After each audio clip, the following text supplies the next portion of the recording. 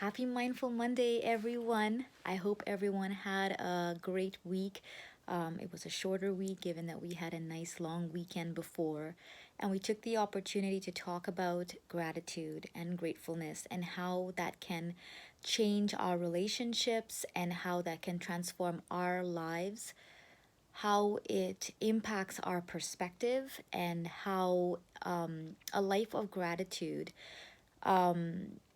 can help us posture us in a position to be able to receive even more. It seems like those who are happy and thankful seem to have more.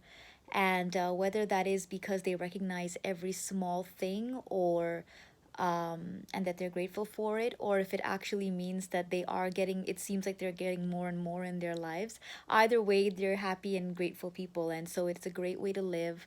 It is life changing, actually. So once you begin to rewire your brain and practice thankfulness, practice gratitude, like the exercise that we had posted in the Facebook group for 30 days, you want to stop and do thankfulness. So list three things that you're thankful for that you need to think about every day, 3 times a day.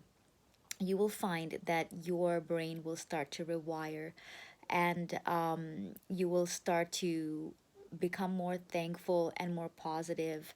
It will become more of second nature because you will develop new habits.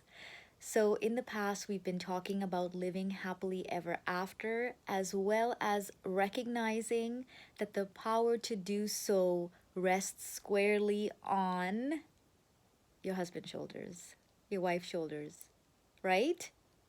No, that's not what we've been talking about.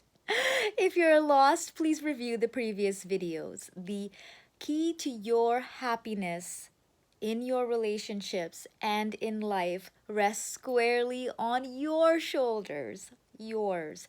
You are the one who can hand someone power over your life or not, or choose not to. And that can apply, again, as we've always talked about, any relationship. It can apply to work relationships, it can apply to friendships, all kinds of relationships. So, in keeping with that, it's important to understand that now, once we recognize and we become self aware, we have accepted that perhaps we have handed over our power to certain people. Um, Perhaps it is intentional and they're taking advantage of this and it has been working for them. Or perhaps they have no desire to have power over us. But we, for some reason, feel like we need to hand it over and thus making them the perpetrator, I guess, in the relationship, whether again, whether they want to be in that position, whether they're choosing that position or not, we are sort of just assigning them that, meaning that we become the victim.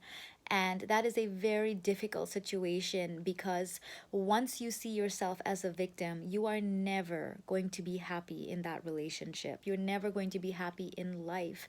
And so we need to come to a place where we can accept that that is not a place where we want to live, nor is it a place that someone else can force us into. It is us that hands over the power over us. So, what do we now do? It is time to commit and take action. And that means that it is time to start to view what we believe about ourselves and why perhaps we've handed over the power and what makes us comfortable about that, maybe even. I know it sounds terrible, but some of us are very comfortable with things being uncomfortable, and we're so okay with it and so comfortable with things being maybe volatile or scary, or difficult, even that we might even be sabotaging our relationships. And so it's very important to come to a place where we begin to acknowledge this. Now, I want to say briefly here, once we begin to take our power back, that means that things are now going to change. Situations that seemed like they couldn't change prior are now going to change, which means that at times things are going to get uncomfortable in a whole new level, at a whole new level, in a whole new way. If the people around us are the sort that have been taking advantage of the fact that we've surrendered our power, they might not be so happy about it. They might not. They might react in a way that seems worse than it was before. But I urge you to continue, even though things seem difficult, because you're changing the dance, so to speak, now means that they have to choose their dance moves very carefully. If they choose to dance along with you, as every relationship is, they are now going to have to adjust their dance moves as well, their dance steps as well. If they choose at that point that, you know what, I don't really know how to move forward, maybe I need to get help, that is great. If they choose all of a sudden, you know what, I don't really like the dance moves that you're doing, and I don't think I like the new you, and I don't think this is going to work for me, then you're at a place where you're going to have to reevaluate the full thing and figure out if this is something that's going to work for the both of you. But respect yourself enough and understand that your monkeys are your problem, and someone else's monkeys, what I mean by that is if they're having a circus and they're reacting to your response to respect yourself and take your power back over yourself, that is their problem and it's not yours.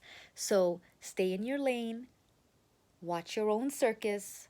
Don't let monkeys hop into yours, but know that and know and understand that things can often get messy before they become beautiful. Things can often be difficult before they become bright. There's always a storm before the rainbow comes out, and there's absolutely nothing wrong with you if you do see a storm come before the bright sunshine comes out. Sometimes it's a day, sometimes it's a week, sometimes it's a month, it's a few months of adjusting, and sometimes it takes a little longer, but you will know the right thing to do. And again, reach out for help if you need it. I'm here for you, I'm here to answer questions. I want you to have a bright future and know that you can and that there is always hope. Have a great week.